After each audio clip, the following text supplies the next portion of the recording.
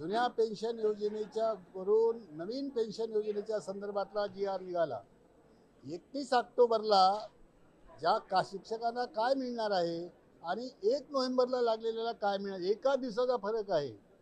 जो 31 ऑक्टोबरला लागलेला आहे त्याला काय मिळणार आहे, त्याने आपले स्वतःचे जे GPF मध्ये रक्कम भरलेली आहे ती सगळी रक्कम सेवानिवृत्तीच्या वेळेला इंटरेस्टसह मिळणार आहे. नंबर 1. नंबर 2, सेवानिवृत्त झाल्यानंतर त्याचं शेवटचं जे वेतन असेल त्याचं निम्म वेतन त्याला सेवानिवृत्ती वेतन म्हणून मिळणार आहे. तिसरं, जेवढ्या वर्षाची सेवा त्याची झाली असेल त्याचे निम्म्या महिन्याचा पूर्ण पगार त्याला मिळणार आहे. एवढे 3 बेनिफिट 31 ऑक्टोबर 2005 वाल्याला मिळणार आहेत. आणि 1 नोव्हेंबर 2005ला जो लागला त्याला काय काय मिळणार आहे, त्याच्याकरता 2 प्रकारच्या स्कीम राज्य शासनाने डिक्लेअर केल्या. त्यापैकी पहिली जी स्कीम आहे ती आहे युनिफाईड पेन्शन स्कीम. ही केंद्र शासनाची आहे. या युनिफाईड पेन्शन स्कीममध्ये त्यांनी काय मान्य केलं, नंबर 1, जेव्हा तो रिटायर होणार असेल तेव्हा त्या 12 महिन्याचा जो ॲव्हरेज पे असेल त्याच्या निम्मा जेवढा पगार होईल तेवढं त्याला सेवानिवृत्ती वेतन. नंबर 1. नंबर 2, त्याने जेवढ्या वर्षाची सेवा पूर्ण केली असेल, समजा 30 वर्षाची, तर 60 महिन्याचा पगार. पण किती पगार, 10%. आम्ही हिशोब केला की जर त्याचा पगार त्यावेळेला 1 लाख रुपये असेल तर त्याला 60 महिन्याचा पगार म्हणजे 60 लाख रुपये, याच्या 10% म्हणजे 6 लाख फक्त मिळतील. त्याचे पैसे 2036च्या नंतर किती जमा होणार आहेत याचा आम्ही हिशोब केला. कारण 2036मध्ये या शिक्षकांना 2 आणखी आयोग मिळणार आहेत. एक 8वा वेतन आयोग आणि एक 9वा वेतन आयोग. या दोन्ही वेतन आयोगाचा जर विचार केला तर शिक्षकांनी आपले 10% रक्कम आणि गव्हर्नमेंटची 14 युनिफाईड पेन्शन स्कीमने केलेली आता 18.5 याचा हिशोब आम्ही केला तर 4 ते 5 कोटी रुपये त्या ठिकाणी जमा होणार आहेत. म्हणजे दिल्या जाणारं जे पेन्शन आहे ते सरकार आपल्या खिशातून देणार नाही. यातून जो पैसा त्या ठिकाणी मल्टिप्लाय होणार आहे त्याच पैशातून हे पेन्शन दिलं जाणार आहे. आणि त्याला कुठल्याही प्रकारची लमसम अमाऊंट नाही, ग्रॅच्युइटी नाही, त्याने भरलेले पैसे त्याला परत नाहीत. अशा प्रकारचं अत्यंत नुकसान हे युनिफाईड पेन्शन स्कीममध्ये आणि राज्याच्या रिवाईज पेन्शन स्कीममध्ये आहे. म्हणून आमचा आग्रह आहे की नथिंग बट जुनी पेन्शन योजना हा एक मुद्दा आहे. जुन्या पेन्शन योजनेच्या संदर्भातला निर्णय हा केंद्राने घेतलेला आहे. ज्या ज्या राज्यामध्ये केंद्राशी समांतर अशा प्रकारचं शासन आहे त्या ठिकाणी केंद्र शासनाने घेतलेला जो निर्णय आहे तो निर्णय बाजूला ठेवून आपला स्वतःचा निर्णय या ठिकाणी डिक्लेअर करण्याची शक्यता कमी आहे. पॉलिटिकल विल या दृष्टिकोनातून आधीच दुर्बळ झालेलं आहे. त्याच्यामुळे ते आता नेमकं या कारणाकरता झालं अशातला भाग नाही. कारण केंद्र शासनाशी राज्य शासन काही वेगळं मत विचार करून विसंगती निर्माण करू शकणार नाही. टीईटीच्या बद्दल हे बघा, टीईटीच्या बद्दलचे तथ्य आपण लक्षात घ्या की RTचा जो कायदा आहे तो देशाचा कायदा आहे. तो केव्हा आला, तो झाला लागू 1 जानेवारी 1 एप्रिल 2010ला. त्यात 5 वर्षामध्ये टीईटी करण्याच्या संदर्भात उल्लेख आहे. कलम क्रमांक 23 मध्ये हे मिनिमम क्वालिफिकेशन म्हणून आलेलं आहे. हे लक्षात घेण्याची गरज आहे. मिनिमम क्वालिफिकेशनमध्ये HSC DED, BA BSc BA BCom BEd plus TET हे मिनिमम क्वालिफिकेशन आहे. त्यामुळे हे मिनिमम क्वालिफिकेशन ॲक्वायर केलंच पाहिजे असं RT मध्ये आलेलं आहे. आणि ते 5 वर्षामध्ये, म्हणजेच याचा अर्थ असा की 31 मार्च 2015 पर्यंत ते पूर्ण करण्याची आवश्यकता निर्माण झाली होती. राज्य शासनाने त्याच्या पलीकडे जाऊन केंद्राचा कायदा असताना सुद्धा राज्य शासनाने त्यावेळेला 13 फेब्रुवारी 2013ला एक GR काढला आणि त्या GR मध्ये म्हटलं आहे की नथिंग डुईंग 13 फेब्रुवारी 2013च्या नंतर हे लागू होईल. म्हणजे एकतर RTने म्हटलं की 2010 नंतर लागू होईल. NCTE national council of teacher education त्यांनी म्हटलं की 23 ऑगस्ट 2010च्या नंतर लागू होईल. आणि महाराष्ट्र शासन म्हणते आहे 13 फेब्रुवारी 2013 नंतर लागू होईल. 3 ठिकाणी 3 प्रकारच्या तारखा आलेल्या आहेत आणि यामध्ये महाराष्ट्र गव्हर्नमेंट त्याच्या आणखी पलीकडे गेलं आहे आणि 31 मार्च 2019 पर्यंत ही मर्यादा वाढवली. म्हणून आम्ही काय म्हणतो आहे की सुप्रीम कोर्टाच्या निर्णयामध्ये बदल होण्याची शक्यता मला व्यक्तिगतरित्या वाटत नाही. राज्यामधल्या लाखो शिक्षक आणि शासकीय कर्मचाऱ्यांना त्यांच्या हक्काची जुनी पेन्शन योजना मिळाली पाहिजे, यासाठी सातत्यानं सभागृहात आणि सभागृहाच्या बाहेर सुद्धा आमचा प्रयत्न सुरू आहे. काल सुद्धा हजारोच्या संख्येनं राज्यातील शिक्षक आणि कर्मचारी विधान भवनावरती मोर्चा घेऊन आलेले होते.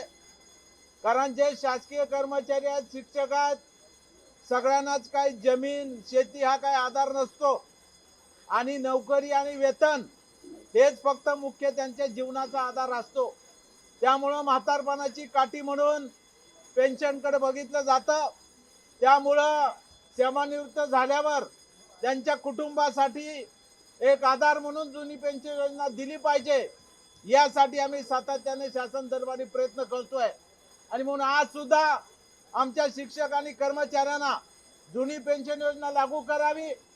जे जुने शिक्षक सेवेमध्ये होते त्यांना टीईटी परीक्षा लागूच नव्हती, त्यांच्यावर आता टीईटी परीक्षा लादणं चुकीचं आहे आणि म्हणून त्यांना सुद्धा टीईटी परीक्षेतून वगळावं.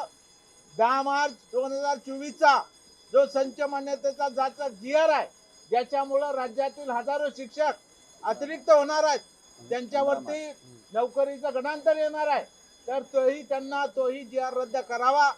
वरिष्ठ महाविद्यालयाचा कायम शब्द काढावा. जे त्रुटीपूर्ण केलेल्या शिक्षक आहेत, ज्या शाळा आहेत, जे शेवटच्या वर्गाची पटसंख्या पूर्ण केलेली आहे, अशा राहिलेल्या सर्व प्राथमिक, माध्यमिक, उच्च माध्यमिक शाळा वर्ग तुकड्यांना सुद्धा या शासनानं वेतन अनुदान दिलं पाहिजे. यासारख्या महत्वाच्या प्रश्नासाठी आज आम्ही या ठिकाणी आंदोलन केलेलं आहे. निश्चितपणानं सरकारनं जुन्या पेन्शनच्या बाबतीमध्ये भूमिका घेतली पाहिजे आणि या राज्यातल्या लाखो शिक्षक आणि कर्मचाऱ्याला दिलासा द्यावा, यासाठी निश्चितपणानं ही लढाई आमची सुरूच राहील. आज या वर्षात काही कामं मंजूर केलेली आहे, फक्त मी आपल्यासमोर सांगतो. अनायसे आज या ठिकाणी आलो, आमदारांच्याही मागण्या होत्या, ती घोषित करतोय. आपण MSIDCला म्हणजे दीक्षित साहेब ज्याचे अध्यक्ष आहेत PWD कॉर्पोरेशनचे, त्यांना आपण काम दिलेलं आहे. त्याच्यामध्ये जी कामं आहेत त्याच्यामध्ये सगळ्यात पुण्यापासून तर संभाजीनगर हा नवीन आपण एक्सप्रेस हायवे बांधतो आहे. हा 16,318 कोटीचा आहे. MOU झालेला आहे. एक पहिला जो आहे तो पुणे अहमदनगर संभाजीनगर असा रस्ता आहे. तो रस्ता पूर्ण चांगला करणार, त्याच्यावर पूल वगैरे बांधून 2,000 कोटी खर्च करणार. आणि या व्यतिरिक्त आपल्याला दुसरा रस्ता जो आहे तो आपल्या शिक्रापूर तिथून आपण पुन्हा नवीन हायवे डायरेक्ट करू. अहमदनगरच्या बाहेरून तिकडनं डायरेक्ट बीड जिल्ह्यातून मग तो संभाजीनगरला ग्रीनफील्ड हायवे आहे. हा 16,318 कोटीचा आहे. याच्यामध्ये सगळ्या गोष्टी जवळपास पूर्ण झाल्या. आता याच्यातला तिथे एक टोल आहे, त्याचा निर्णय फक्त व्हायचा आहे. तो झाला, त्याला 2-3 वर्षाचा त्याला कालावधी अजून आहे, तो शिफ्ट करायचा आहे. तो झाला की एक काम सुरू होईल. हा यामुळे पुणे ते संभाजीनगर 2 तासात आणि संभाजीनगरवरून नागपूर 2.5 ते पावणे 3 तासात, म्हणजे साधारणतः पुणे नागपूर असा हा एक्सप्रेस हायवे होईल. त्याचबरोबर तळेगाव चाकण शिक्रापूर एलिव्हेटेड, हा खाली रस्ता आहे, वरती त्याच्यावर फ्लायओव्हर आहे, त्याच्यावरती फ्लायओव्हर एकाच पिलरवर, आणि वरती मेट्रो आहे. हा 4,207 कोटी रुपयाचा आहे. आणि याचं भूमिपूजन आत्ता इलेक्शन आटपलं की सगळं काम मंजूर झालेलं आहे आणि टेंडर पण जवळपास मंजूर झालेलं आहे. याचं भूमिपूजन त्याच्यानंतर होईल. याच्या व्यतिरिक्त हडपसर टू यवत हा एलिव्हेटेड आहे, 5,262 कोटी रुपयाचा. याचे पण लँड ॲक्विजिशन सुरू आहे, याचं DPR सुरू आहे आणि कॅबिनेट अप्रूव्ड याचं आता इश्यू झालेला आहे. आणि साधारणतः हाय पण पुढच्या इलेक्शन नंतर आपलं काम सुरू होईल. हडपसर टू यवत हा एलिव्हेटेड आहे. दुर्दैवाची बाब आहे की महाराष्ट्र 21व्या शतकामध्ये प्रगतिशील राज्य म्हणून घेऊन याच्याकडे पाहिलं जातं. विभिन्न राज्यातले विभिन्न जिल्ह्यातली लोक ही महाराष्ट्रामध्ये येतात आणि विशेष करून मुंबई ही एक स्वप्ननगरी म्हणून घेऊन त्याच्याकडे पाहण्याचं काम होतोय. असं असताना देखील महाराष्ट्रामध्ये आणि विशेषतः मुंबईमध्ये गेल्या 32 दिवसामध्ये 36 दिवसामध्ये 82 मुलं आणि मुली हे दुर्दैवाने बेपत्ता झालेले आहेत. आणि हे मुंबईमध्येच नाही आहे, सर्वसाधारणपणे राज्यामध्ये जर तुम्ही बघितलं असेल तर ज्या जिल्ह्यामध्ये तालुक्यामध्ये राज्याचे मुख्यमंत्री येतात त्या नागपूरमध्ये अशाच प्रकारे मुलं आणि मुलींचा एक रॅकेट आंतरराष्ट्रीय स्तरावरती पकडलं गेलं आणि तब्बल 2 लाख रुपयामध्ये हे मुलं आणि मुली विकले एका राजस्थानच्या कॉन्ट्रॅक्टरला गेलं किंवा दलाल करणाऱ्या माणसाला, आणि त्यांनी परदेशाशी लिंक असलेल्या ह्याच्यातली एक यंत्रणा मिळाली. काल परवा विधानसभेमध्ये पण ठाणे जिल्ह्यामध्ये 132 मुलं बेपत्ता, शालेय मुलं बेपत्ता झाली अशी घटना घडली. त्यामध्ये 30-40-50 मुलं आणि मुली मिळाले, बाकीचे संपूर्ण रीतीने बेपत्ता आहे. अहिल्यानगर जिल्ह्यामध्ये सरासरी जर बघितलं तर रोज 6 मुली बेपत्ता होत आहेत, कारण 26 दिवसामध्ये 143 महिला मुलींचा थरारक पद्धतीने बेपत्ता होण्याची ही घटना होते. हे बेपत्ता असेच होत नाही आहे, यामागे एक मोठी टोळी सक्रिय आहे की जे या मुलं आणि मुलींना मोठ्या प्रमाणावरती विकतायत. काही छोट्या मुलं आणि मुलींना भीक मागण्यास भाग पाडतायत, काहींना क्रिमिनल ॲक्टिव्हिटीजमध्ये वापरण्याचं आणि ट्रेनिंग देण्याचं काम करतायत. हे राज्यामध्ये आणि आंतरराष्ट्रीय स्तरावरती पण देखील ही टोळी सक्रिय झालेली आहे. या प्रश्नावरती लक्ष वेधण्यासाठी आज स्थगन प्रस्तावाच्या माध्यमातून हा प्रश्न मी विधान परिषदमध्ये मांडलं, कारण नॅशनल क्राईम रेकॉर्ड ब्युरोच्या अंतर्गत हे आकडे आलेले आहेत. एका आकडे आम्ही दिले नाही, पण असे असंख्य आकडे आहेत की ज्याची तक्रारच होत नाही आहे. ग्रामीण भागामध्ये, दुर्गम भागामध्ये अशाही काही घटना समोर आलेल्या आहेत की ज्या मुलांना आणि मुलींना दत्तक घेण्याचं काम खोटे दस्तावेज तयार करून घेतले जातात आणि ते दत्तक न घेता त्याला मॉनिटर केलं पाहिजे, त्याला बघायला पाहिजे की ते सुखरूप आहेत की नाही, न बघता 6 महिन्यानंतर वर्षभरामध्ये असे मुलं आणि मुली देखील या टोळ्यांना विकण्याचं काम चाललेलं आहे. ह्याचा अर्थच असा आहे की या राज्यामध्ये आपले असली मुलं आणि मुली हे सुरक्षित आहेत की नाही. सर्वसामान्य श्रीमंतांची मुलं आणि मुली सुरक्षित आहेत, तुमच्या आपल्यासारख्यांची सुरक्षित आहेत, पण सर्वसामान्य जो गरीब तबक्यातला असलेला आहे, सर्वसामान्य चाळीत राहणारा, झोपडपट्टीमध्ये राहणारा, दुर्गम भागामध्ये, ग्रामीण भागामध्ये राहणारा, ह्यांच्या मुलं आणि मुलींना बाहेर सोडायचं की नाही हा संभ्रम आणि हा प्रश्न निर्माण झाला आहे. आणि म्हणून ह्याची दखल मी घेण्यास भाग पाडला आणि माननीय सभापती महोदयांनी राज्य सरकारला निर्देश दिलेले आहेत की याबद्दलची त्वरित दखल घ्यावी. आणि त्याचा एक भाग म्हणून राज्य सरकारच्या वतीने आशिष शेलार यांनी हे शब्द दिले आहेत, फ्लोरावर आश्वासित केलेले आहेत की या तातडीची बैठक घेऊन संबंधित पोलीस अधिकारी किंवा डीजींबरोबर ही बैठक लावण्यात होईल. कारण एका बाजूला पोलीस याबद्दलच्या जे मोठमोठे दावे करतायत, विशेषतः ऑपरेशन मुस्कानच्या माध्यमातून 4 मुलं भेटली किंवा बेपत्ता मुली झाली तर त्याला सोशल मीडियामध्ये हाईप करून स्वतःची थाप थोपटण्याचं काम केलं जातोय. परंतु आपण निवळ NCRBचे रिपोर्ट्स बघितलेत किंवा आकडे बघितले, त्यात खूप मोठ्या प्रमाणावरती तफावत दिसते आणि म्हणून याची दखल घेण्यास आम्ही सरकारला भाग पाडला आणि त्याच्यातली एक बैठक पण लावण्याचं त्यांनी आश्वासित केलेलं आहे. पण हे जरी असेल तरी देखील या राज्यामध्ये मुलं आणि मुली ही दुर्दैवाने सुरक्षित नाही आहे, अशातला प्रश्न देखील आज आम्ही स्थगनाच्या माध्यमातून मांडण्याचं काम आम्ही केलेलं आहे. राज्य सरकारच्या वतीने, पणन विभागाच्या वतीने राष्ट्रीय बाजार समितीचं बिल या ठिकाणी आणण्यात आलं होतं. खरं म्हणतात तर महाराष्ट्रामध्ये पहिल्यापासून असलेल्या बाजार समितीची व्याख्या बदलून आंतरराष्ट्रीय स्तराची बाजारपेठ अशा प्रकारचं एक नवीन बिल आणलेलं आहे. आमचं म्हणणं एवढंच होतं की महाराष्ट्रातल्या सर्व व्यापारी, शेतकरी, माथाडी या सगळ्या लोकांचा या असलेल्या बिलाला विरोध होता. पूर्वीची असलेली बाजार समितीची अवस्था मॉडेल ॲक्ट आणल्यानंतर हळूहळू त्या ठिकाणी ही अवस्था बिकट झाली होती. त्यात हे नवीन आणलेलं बिल आणल्यामुळे लोकांमध्ये, महाराष्ट्रामध्ये नाराजगी होती. आज सरकारच्या वतीने हे बिल आणण्याचा प्रयत्न करत असताना आम्ही मुद्दे मांडले. हे मुद्दे मांडत असताना पूर्वीच्या असलेल्या निवडणूक प्रक्रियेला जे व्यापारी प्रतिनिधी व्यापाऱ्यांमधून निवडणूक प्रक्रियेतून येत होते, माथाडी हमाल तिथून येत होते, त्या ठिकाणी त्यांनी माथाडी हमाल रद्द केला.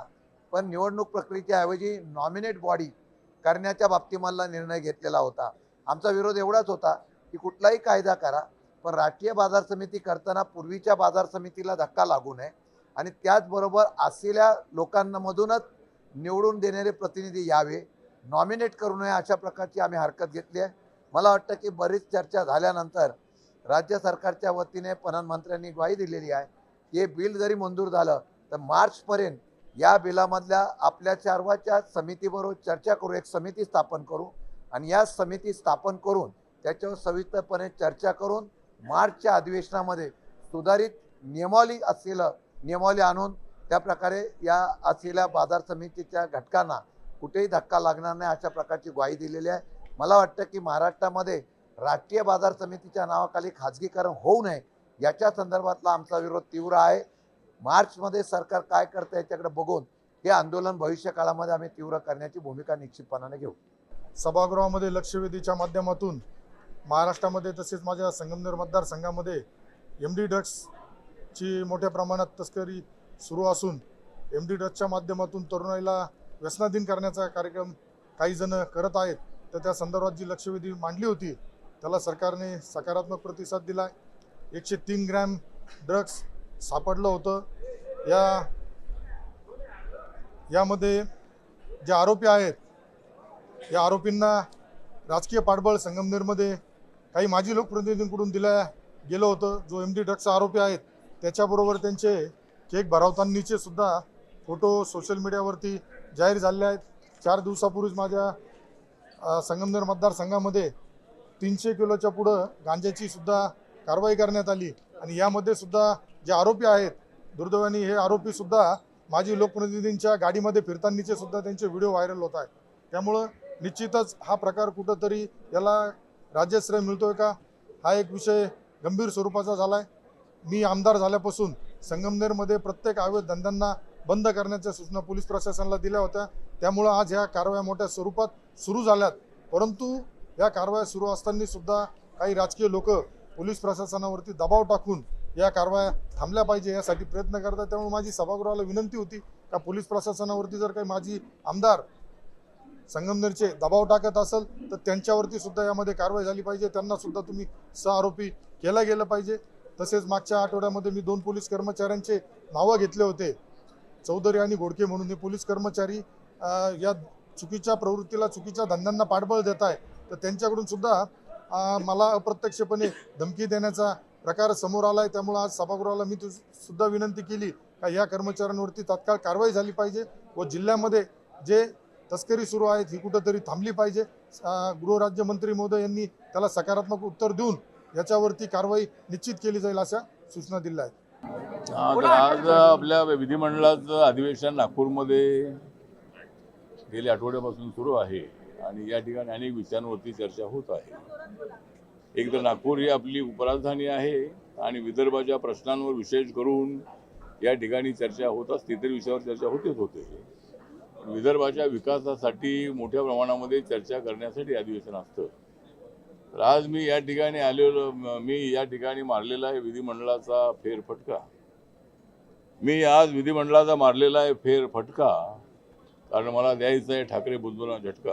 त्यामुळं या ठिकाणी आपण आलेलो आहोत आणि आपण माझा जो रिपब्लिकन पार्टी आहे या रिपब्लिकन पार्टी जी आहे ती महायुतीमध्ये आहे आणि महायुतीला नगरपालिकेच्या निवडणुकीमध्ये चांगल्या पद्धतीने यश मिळणार आहे.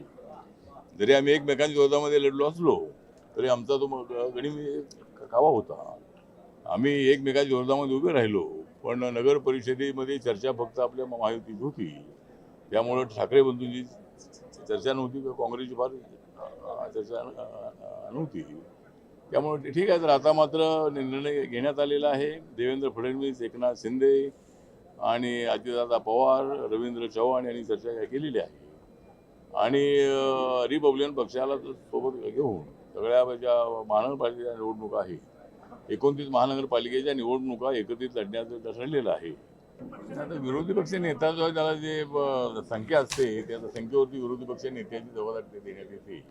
त्यामुळे सध्या महाविकास आघाडीकडे तेवढी मोठी ताकद नाही आहे आणि तेवढं टेक्निकल त्यामध्ये अडचण आहे. त्यामुळं जर विरोधी पक्षाने नेता बनवायचा असेल तर ते नियम बदलावे लागतील. त्यामुळं सध्याच्या नियमाप्रमाणे जेवढी संख्या असायला पाहिजे तेवढी संख्या महाविकास आघाडीची नसल्यामुळं त्या ठिकाणी ती अडचण झालेली आहे. आमच्या पार्लमेंटमध्ये असं झालं होतं की काँग्रेस पक्षाला फक्त ते 40-45 जागा असायच्या आणि त्यामुळे त्यांनाही ते पद मिळालं नव्हतं. पण यावेळेला 2024च्या निवडणुकीमध्ये काँग्रेसला 99 जागा मिळाल्या आणि त्या ठिकाणी आता राहुल गांधी अपक्ष लीडर आहे. त्यामुळे इथला जो प्रश्न आहे त्याच्यामध्ये काय संख्या कमी होऊ शकते का त्याचा विचार अध्यक्षांनी करावा, सरकारने करावा आणि हाऊसमध्ये विरोधी पक्ष नेता असला पाहिजे असं माझं मत आहे.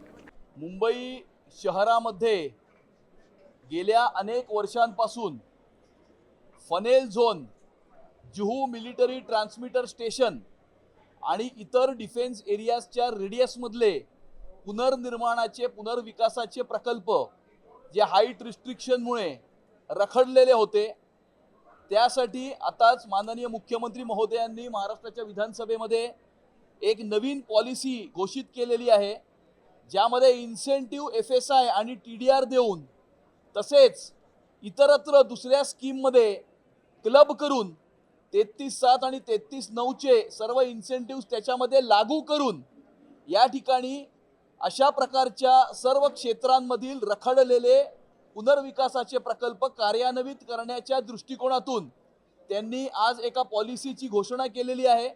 मी शासनाचे आणि माननीय मुख्यमंत्री महोदयांचे अत्यंत मनापासून त्याकरता अभिनंदन करतो.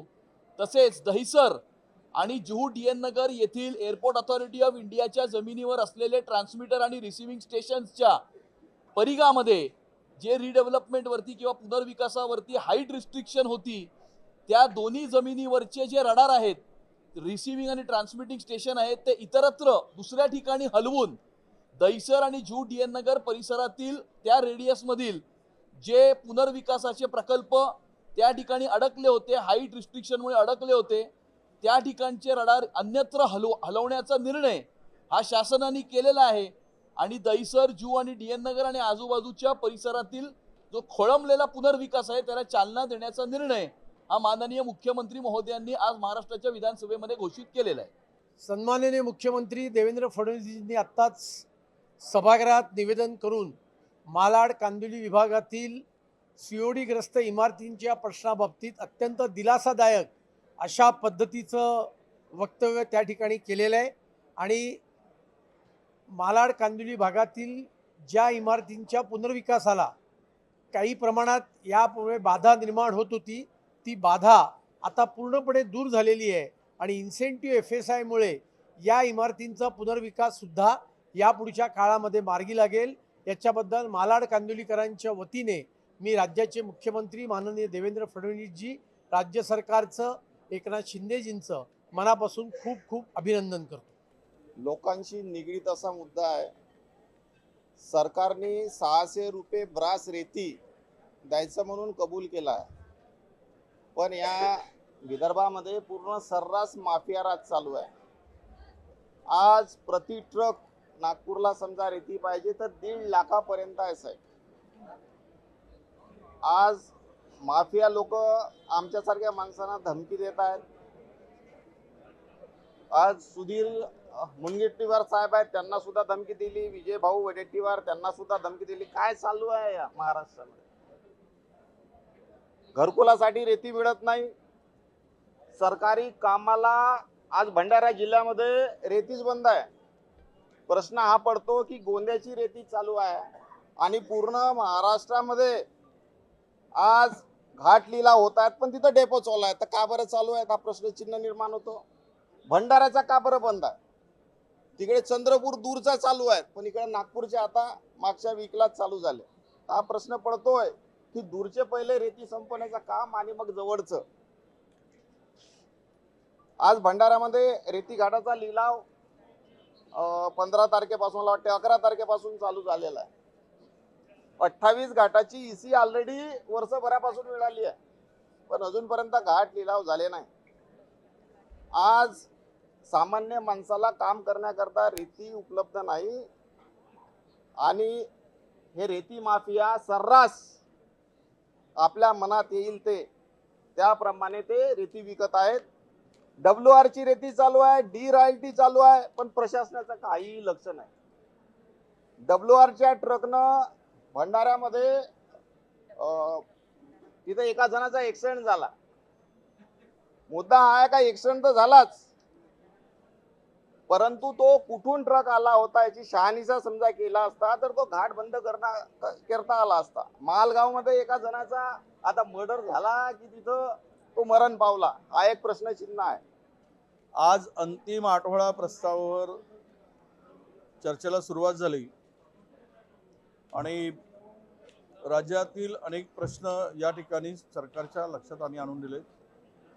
मोठमोठ्या शेतकऱ्यावर अन्याय कसं होत आहे, आदिवासी मुलींच्या शोषणापासून तर कुपोषणापर्यंत, आणि राज्य कसं उद्ध्वस्त होत आहे, विदर्भाला काय दिलंय, सगळे विषय आम्ही आणले. त्यामध्ये राज्यात भ्रष्टाचार फार प्रचंड बोकाळले आहे, सरसकट राज्य लुटलं जात आहे, याचे पुरावे सुद्धा आम्ही दिले. आमच्या सुषमाताईंनी एक विषय काढला होता, सुषमाताई अंधारेंनी, की राज्यामध्ये चंद्रपूर मोहोळ राष्ट्रीय महामार्ग जो आहे, पंढरपूर मोहोळ राष्ट्रीय महामार्ग क्रमांक 965 यावर त्यांनी या 59 किलोमीटरच्या रस्त्याचं जे काम होतं, हे काम या राष्ट्रीय महामार्गाचं भूसंपादनाचं काम महसूल विभागाकडे जातं. ते प्रांत अधिकारी आणि महसूल विभाग हे सगळे जमिनीच्या मोबदला घेऊन जमीन एक्वायर करून घेण्याचं काम ते करतं. हा विषय मांडत असताना या महसूल मंत्रालयाकडून जे भूसंपादन केलं जातं, या खात्याचे मंत्री चंद्रशेखर बावनकुळे साहेब आहेत. मी आपल्याला सांगून तो की या ठिकाणी तो विषय आम्ही मांडला आणि या 49 किलोमीटरच्या रस्त्यामधून पेन्नूर नावाचं गाव आहे, या पेन्नूर नावाच्या गावातून फक्त 1.5 ते 2.25 किलोमीटर हा रस्ता जातो आणि या गावामधील या जमिनीचे 70 लाभार्थी आहेत, केवळ 70, आणि या 70 लाभार्थ्यांनी 110 कोटी रुपये 1.5 किलोमीटरसाठी भूसंपादनासाठी वाटले गेले. 110 कोटी रुपये या 70 लाभार्थ्यांना, म्हणजे, आणि याच्या पलीकडे जाऊन जिथं पाईपलाईनच नाही, त्या पाईपलाईनचा डॅमेज झाला म्हणून नव्यानं पाईपलाईन टाकायची आहे म्हणून 9,38,00,000 रुपये हे एक्स्ट्रा दिले गेले. जिथे म्हणजे पाईपलाईन नाही, कुठे पत्ताच नाही, जिथे 1 इंच सुद्धा पाईपलाईन बदलली नाही किंवा नव्यानं टाकली गेली नाही किंवा जुनी नव्हती, हे सुद्धा पैसे त्या काही भारतीय जनता पक्ष आणि शिंदे सेनेच्या नेत्यांना फायदा व्हावा म्हणून रमेश माने हा भारतीय जनता पक्षाचा त्या ठिकाणी सरचिटणीस आहे आणि चरण चौरे हे शिंदे शिवसेनेचे जिल्हा प्रमुख आहेत. या दोनही लोकांनी मिळून संगनमताने या 70 लोकांच्या लाभार्थी असलेल्या 1.5 किलोमीटरसाठी जवळपास 120 कोटी रुपयाचा अपहार केलेला आहे.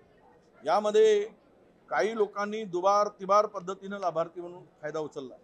म्हणजे 19 वेळा, माझ्या माहितीप्रमाणे 19 वेळा याचं नोटीस देऊन पुनर्मोबदला देण्यासाठी 19 वेळा या गावामध्ये या लोकांनी, त्या अधिकाऱ्यांनी नोटीस काढली आणि पुनर्विलोकन केलं. यामध्ये या पुनर्विलोकनामध्ये आपल्याला पैसे देत असताना सांगितलं पाहिजे की बघा, ह्या सुषमाताईंनी हे प्रकरण तर नक्की उचललं. तुम्हाला सांगतो, हे दोनही माणसं काही साधारण नाही आहे. हे माननीय पंतप्रधान मोदी साहेबांचं हेलिपॅडवर स्वागत करणारा एक माणूस आहे यातला हा माणूस. आणि दुसरा माणूस जो आहे तो शिंदे सेनेचा सुद्धा, हाही लहान माणूस नाही, हे रमेश माने हे मुख्यमंत्र्यांच्या बरोबर स्वागत करताना दिसतात. या लोकांनी हा घोटाळा मोठा केलेला आहे. आणि याच्यानंतर हे सुद्धा तिसरे पण हे व्यक्ती मोठे आहेत. मी आपल्या लक्षात हे आणून देतो या निमित्तानं की एकदा दोनदा शुद्धीपत्रक काढू शकतो, पण 19 वेळा काढला गेला. आणि एका एकरामध्ये किती झाडं बसू शकतात मोबदला देत असताना? साधारणतः एका एकरामध्ये माझ्या माहितीप्रमाणे फार तर एक 100 झाडं बसू शकतील आंब्याची एकरामध्ये. याने एका एकरामध्ये 427 झाडं दाखवले एका एकराच्या मागे. 427 झाडं, झाडाचा मोबदला वेगळा दाखवला आणि झाडाच्या मोबदल्याच्या पलीकडे जाऊन जमिनीचा मोबदला वेगळा. विहीर नसेल तर विहीर दाखवली, लहान झाड असेल तर त्याला मोठं दाखवलं आणि ते जागा ॲग्रिकल्चर होती त्याला पुन्हा येणे केल्याचं खोटा आरोप दाखवून पुन्हा नव्यानं पैसे दिले. म्हणजे हे 120 कोटी रुपयातून फार तर जमिनीचा मोबदल्यापोटी फार तर एक 10 कोटी रुपये खर्च झाले असते. परंतु इतकं पाठीशी घालून आपली मंडळी म्हणून सत्ताधाऱ्यांनी, भाजपनी आणि शिंदे सेनेच्या दोन्ही पदाधिकाऱ्यांनी हा एक मोठा स्कॅम केला. खरं म्हणजे परवाच्या दिवशीच आपण मुंबईसाठी काही ऐतिहासिक निर्णय घेतले. पागडी मुक्त मुंबई आणि त्याचबरोबर सर्वांना जवळपास 20,000 इमारतींना ओसी देण्याचा निर्णय आणि गिरणी कामगारांच्या संदर्भात देखील चाळींचा जो विषय आहे तो, असे अनेक निर्णय आपण मुंबईकरांसाठी जे आतापर्यंतच्या इतिहासामध्ये मुंबईकरांसाठी वरदान ठरतील आणि पुनर्विकासाचा देखील त्यांचा मार्ग मोकळा होईल. परंतु आज देखील सिडकोचा विषय तुम्ही घेतलाय, त्यामुळे सिडकोची जी घरं आहे त्याची EWS आणि LIGसाठी ज्या घरांच्या किमती होत्या त्या बाबतीमध्ये देखील अनेक लोकांच्या मागण्या होत्या आणि त्या बाबतीत देखील बैठका झाल्या होत्या आणि ती घरांची किमती देखील कमी करण्यासंदर्भात एक विधान परिषदेतील आमदार विक्रांत पाटील आणि शशिकांत शिंदे आणि इतर लोकांच्या बरोबर देखील चर्चा बैठक झाली होती. आणि इतरही आपल्या नागरिकांची मागणी गेल्या अनेक वर्षापासून होती की सिडकोची घरं त्याचे दर कमी करा आणि आजच्या ह्याच्यामध्ये आपण 10% त्या घरांमध्ये रकमेमध्ये सवलत देण्याचा निर्णय घेतला, जेणेकरून नव्या मुंबईमध्ये जवळपास 17,000 घरं या घरांमध्ये जे लॉटरीच्या माध्यमातून लॉटरी निघेल त्या 10% रक्कम कमी करण्याचा निर्णय आम्ही घेतला आहे. जसं आदरणीय प्रधानमंत्री महोदयांचं जे संकल्पना आहे हाऊसिंग फॉर ऑल, त्या संदर्भामध्ये देखील म्हणजे याचा फायदा होईल आणि लोकांना परवडणाऱ्या दरांमध्ये चांगली घरं मिळतील. त्यामुळे हा एक निर्णय लोकांसाठी फायद्याचा आहे. खरं तर माझ्यासारख्या सामान्य कार्यकर्त्याला आज आनंद आहे की जनसामान्यांचे अश्रू पुसण्यासाठीचा संघर्ष करण्याचा मी प्रयत्न केला आणि राज्यातल्या महायुतीच्या सरकारने सन्माननीय मुख्यमंत्री देवाभाऊ, सन्माननीय उपमुख्यमंत्री एकनाथ शिंदे साहेब या सर्वांनीच जनतेसाठी संवेदनशील सरकार काय असतं हे दाखवण्याचा प्रयत्न आज या घोषणेतनं केलेला आहे. सभागृहामध्ये या सिडकोच्या घरांच्या किमती कमी करण्याचा विषय मागच्या अधिवेशनापासून मी मांडत होतो. सातत्याने त्या विषयाच्या बैठका मी केल्या, सातत्याने त्या विषयाचा पाठपुरावा आपण केला आणि सिडको अधिकाऱ्यांच्या माध्यमातून ज्या चुका होत होत्या, कशा पद्धतीने ह्या किमती फुगवल्या गेल्या आहेत, त्या कमी होणं गरजेचं आहे हे आपण मांडत होतो. या विषयाला दिलासा मिळाला आणि सभागृहामध्ये या घरांच्या किमती कमी करण्याचा निर्णय जाहीर झाला. मला या निमित्तानं या सगळ्या नागरिकांचं अभिनंदन करायचं आहे, कारण थेट 1.5-2 लाख नागरिकांच्या आयुष्यावर थेट परिणाम करणारा हा निर्णय आहे. 67,000 घरांचा हा प्रश्न, एका घरात 3-4 जरी व्यक्ती पकडल्या तरी 1.5-2 लाख लोकांवरती या निर्णयाचा परिणाम होणार आहे आणि 10% या किमती कमी करण्याचा निर्णय जाहीर केला आहे. 10% या किमतीचा लाभ तर कमी होण्याचा नागरिकांना मिळेलच, पण दुसरी बाजू ह्याची अशी आहे की ज्यांचं घर समजा 47 लाखाला होतं त्याच्या किमती 10% कमी झाल्यामुळे जर त्या किमती 45 लाखाच्या खाली आल्या तर GSTचे 5% एक्स्ट्रा चार्जेस हे त्याला भरावे लागत होते. तो भुर्दंड एक्स्ट्राचा लागत होता. किंमत 45 लाखाच्या वरती असेल तर हा भुर्दंड भरावा लागत होता. तो सुद्धा 5%चा रिलॅक्सेशन त्याला मिळणार आहे. त्यामुळे एकंदरीत पकडलं तर हा निर्णय 15-16% घरांच्या किमती एक प्रकारे कमी होतील अशा पद्धतीचा हा निर्णय होणार आहे. त्यामुळे मला वाटतं नागरिकांना यातून दिलासा मिळणार आहे. अनेकांच्या आशा, अनेकांचे डोळे या अधिवेशनाकडे लागून होते की काहीतरी निर्णय आमच्या बाजूने होईल आणि आज हा निर्णय झाला